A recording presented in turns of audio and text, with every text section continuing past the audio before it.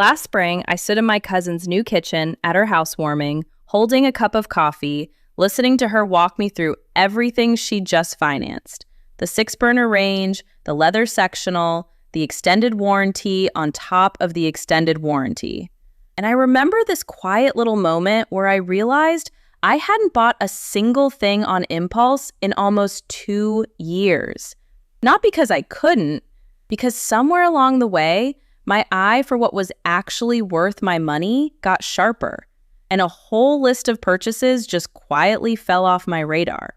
Nobody told me to stop wanting those things. I just stopped seeing the point. Today, I want to walk you through 12 of those purchases, the things people who are quietly building real wealth almost never buy, and more importantly, what they choose instead. Because the refusing part is only half the story. Number 1, quietly wealthy people refuse to buy extended warranties. Every time you're standing at a checkout and someone asks if you'd like to protect your purchase for another 2 years, that offer isn't there because the store is worried about you. It's there because warranties are wildly profitable for whoever's selling them, which means, on average, you pay in more than you'll ever get back in repairs. Think about it like this. A company doesn't build its business model around losing money on you. So if they're offering you the coverage, the odds are already stacked in their favor, not yours. People who've built real wealth understand that math. So instead of buying the warranty, they self-insure. They just quietly build a small repair buffer into their savings, enough to cover a broken dishwasher or a laptop repair, and let it sit there earning interest instead of sitting in some company's profit margin. Most years, nothing breaks, and that buffer just keeps growing. The takeaway? You don't need someone else to insure your washing machine when you can insure it yourself for less and keep the difference. Now, quick disclaimer before we go any further. Everything in this video is general information for education, not personalized financial advice. So always weigh it against your own situation. Number 2, they refuse to buy a new car every 2 or 3 years. A brand new vehicle loses a huge chunk of its value the moment it leaves the lot, something like 20% in the first year alone. And financing that depreciation is one of the most reliable ways to stay broke on a good income. People quietly building wealth do the opposite. They buy a car that's a few years old, let someone else eat that first big drop in value, and then they drive it well past the point where it stops feeling new. 6 years, 8 years, sometimes into double digits. Because a paid-off car that runs fine is one of the biggest gifts you can give your own future. I did something similar with my own car. Bought it a few years in after someone else had already absorbed the steepest part of the depreciation. And the payment I don't have anymore just quietly funnels into my brokerage account instead. The car payment that never shows up in your budget again is worth more than the new car smell ever was. If this way of thinking about money feels different from what you usually hear, go ahead and hit subscribe now, because the next 10 refusals build on this same idea, and I don't want you to miss where this is going. Number 3, quietly wealthy people refuse to pay a premium for the name on the label when the product underneath is the same. Think about the medicine cabinet. Pain relievers, allergy pills, the basics. The active ingredient in the store brand is legally required to match the brand name, milligram for milligram. And yet plenty of us grab the familiar box out of habit and pay almost double for the exact same relief. People with real wealth catch themselves doing this and choose the plain packaging instead, not because they're counting pennies, but because they've noticed the difference is nothing but a logo. They do the same thing with cereal, cleaning supplies, batteries, anything where the ingredients are identical and only the marketing is different. It's the same principle whether we're talking about the difference on a bottle of pain relievers or a box of cereal. Small amounts that don't feel like anything until you multiply them by every single trip to the store for the rest of your life. What they choose instead is simple. Pay for a genuine difference in quality when it exists, and never pay extra just for a familiar name. Number 4, they refuse to buy hope in the form of a lottery ticket. I get the appeal.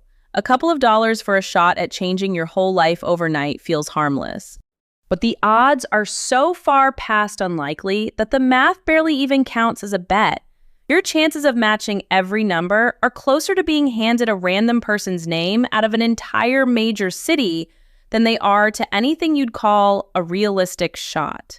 The average household spends several $100s a year on tickets and scratch-offs, money that vanishes with nothing to show for it. People quietly building wealth take that same impulse, the desire for their money to grow into something bigger, and instead of a ticket, they set up something automatic, a set amount moving into an investment account every single week, rain or shine, whether they remember to do it or not. It's slower than winning the lottery. It's also a habit that actually builds something over time instead of vanishing, and that trade is one they'll take every time. Number 5, they refuse to buy now and pay later for things that don't build anything.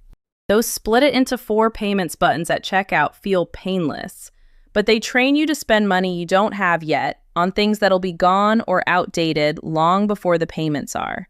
People who are quietly wealthy treat that impulse completely differently. If they can't pay for something today in full, they simply wait. They set the amount aside, watch it build, and buy the thing outright once the cash actually exists. No interest, no missed payment fees, no owing a stranger money for a pair of shoes. And here's the part that surprises people. The waiting almost never feels like sacrifice because half the time, by the time the money's there, they've realized they didn't want the thing that badly in the first place. Number 6, they refuse to buy more house than they'll actually use. A bigger house doesn't just cost more up front. It costs more every single month after, in property tax, in heating and cooling rooms nobody sits in furniture to fill space that exists mostly to look impressive from the street. People quietly building wealth ask a different question when they're house hunting. Not, what's the biggest place the bank will approve me for? But what size actually fits how we live?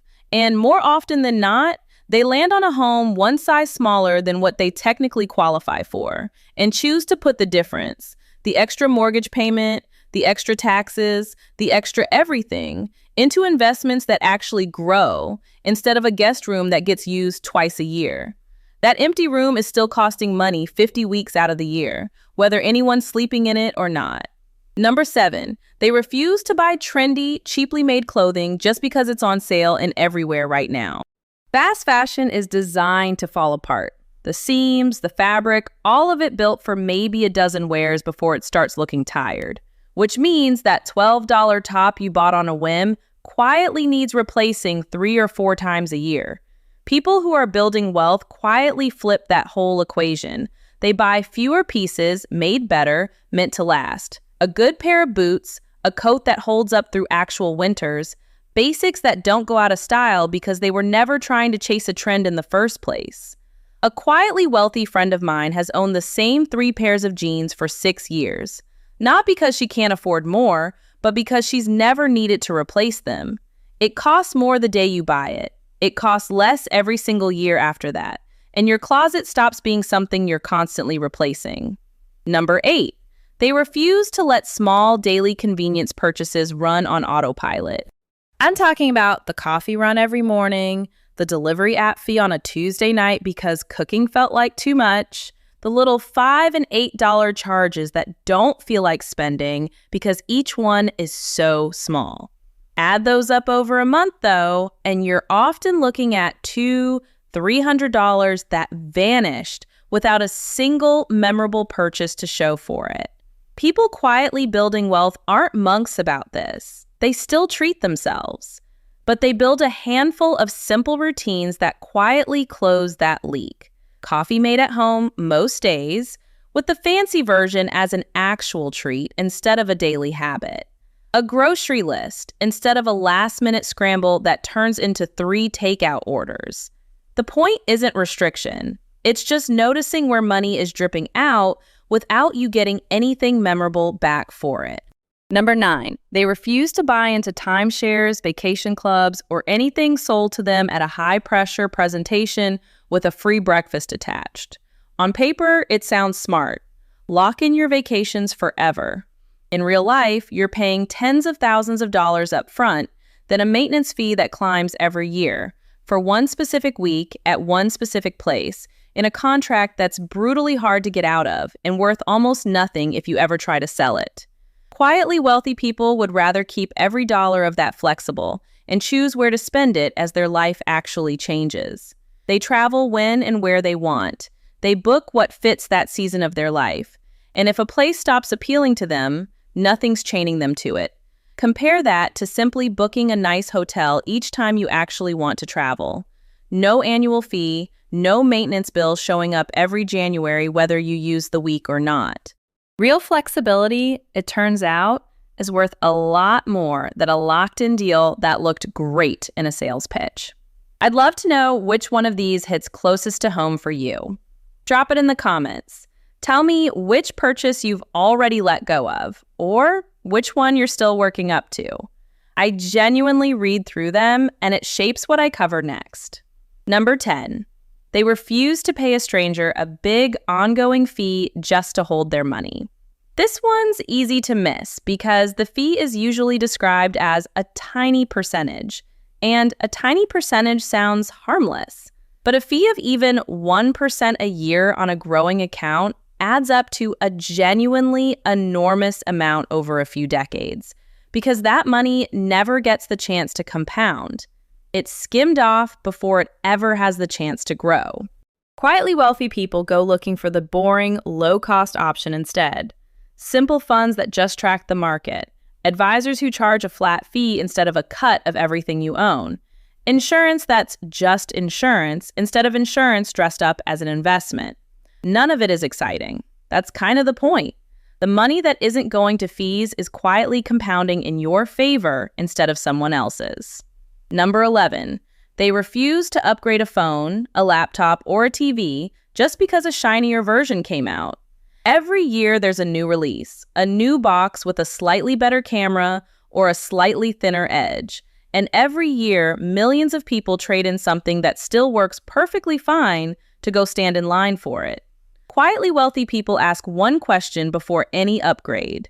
Has this thing actually stopped doing what I need, or do I just want the new one? If the answer is that the old one's fine, they keep using it. And when they finally do upgrade, they'll often buy last year's model at a real discount instead of paying full price to be first. Meanwhile, the same money that would have gone toward the newest release just sits there, growing, waiting for something that's actually worth paying full price for. It's not about being behind on technology. It's about refusing to pay a premium for the feeling of having something new. Number 12. And this one ties every single other one together. Quietly wealthy people refuse to spend money just to look like they have money. They don't finance a car they can't afford, so the badge on the hood impresses somebody in a parking lot. They don't pay full price on principle because negotiating feels awkward. They ask for a lower rate on their cable bill. They push back on an insurance renewal that jumped for no reason. They counter the first offer on furniture and cars and even service contracts. Because accepting whatever number is printed on a tag is completely optional. It's not always comfortable asking for a better rate or countering an offer, but the discomfort passes in about 30 seconds and the savings stick around for years. Instead of spending to look wealthy, they spend to become wealthy quietly where nobody can see it, in an account balance, not a driveway. And that's really the thread running through every single refusal on this list. They'd rather have the actual thing than the appearance of it. Here's what I want you to notice about all 12 of these, because it's easy to hear a list like this and think it's about being cheap. And that's exactly backwards. Not one of these refusals cost my cousin's neighbor down the street or the folks I've met who've quietly built real wealth a single ounce of quality of life. The car still runs, the clothes still look good, the vacations still happen. What's different is where the money that used to leak out through warranties and fees and impulse upgrades and finance status symbols actually ends up going instead. It goes into an account with their name on it, working quietly in the background, instead of into some company's quarterly earnings report. Every one of these refusals is small on its own. A generic pill here, a used couch there, a cable bill you actually negotiated down. But run them at the same time for years, and they stop being small. They compound into each other.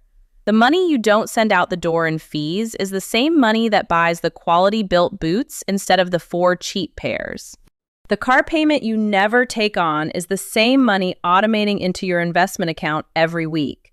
None of this happens because someone suddenly earns triple what they used to. It happens because, purchase by purchase, they started asking a slightly different question than everyone else. Not, can I afford this, but is this actually worth it to me? And that one shift in the question changes almost every answer that follows. You don't need permission to start asking that question about your own money. You can start with the very next purchase you're about to make. That's the entire mindset shift hiding underneath every single item on this list. And once you see it, you genuinely can't unsee it. So if you're looking at this list and recognizing a few of your own habits in it, that's not a bad thing. That's actually the starting point. Because every single person who's ever built real wealth started exactly where you're standing right now, just with an extra pair of eyes on their spending.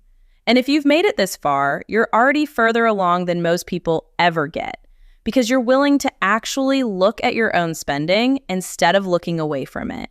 You don't need to fix all 12 at once. Pick the one that stung a little when I said it out loud, whichever purchase felt a little too familiar, and just start there this week. Let that one habit run for a month before you even think about the next one. Small, boring, unglamorous changes are exactly what build the kind of wealth that doesn't show up in a driveway, but does show up, eventually, in the peace of not worrying about money the way you used to. If this video gave you a different way to look at your own spending, I'd genuinely appreciate you subscribing and sharing it with someone in your life who's working toward the same thing.